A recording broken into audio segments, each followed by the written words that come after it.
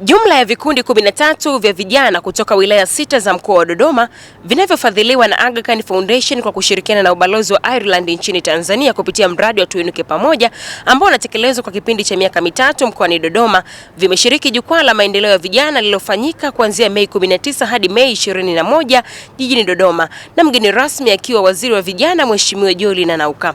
Akizungumza, afisa mradi huo Eric Kisiga amesema wanaamini hoja zilizotolewa na vijana zitapatiwa ufumbuzi. Vijana hawa, jukwaa hili kwanza limekuwa ni platform ya kuwakutanisha na wadau mbalimbali ambao wanajihusisha na mnyororo wa thamani wa shughuli ambazo wanazifanya.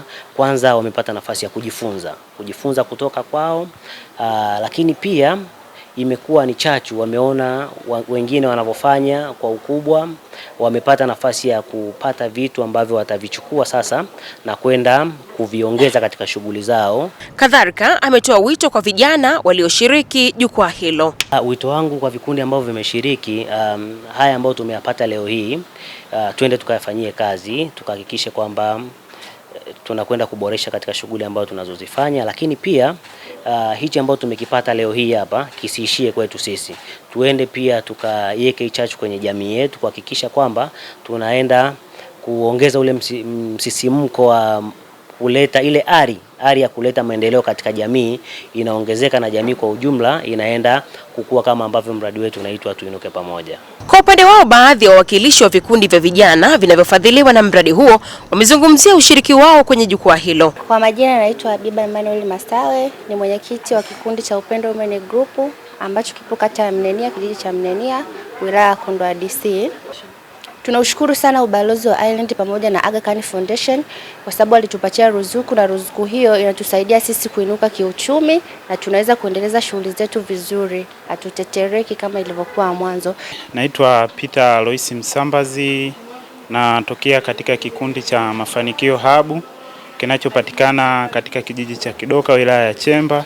Katika vitu nilivyojifunza ni kuona kwamba bado kuna fursa mbalimbali kwa sisi vijana, ikiwemo fursa ya kutumia mitandao ya kijamii, kuna fursa, lakini bado kwenye kilimo pia kuna fursa nyingi.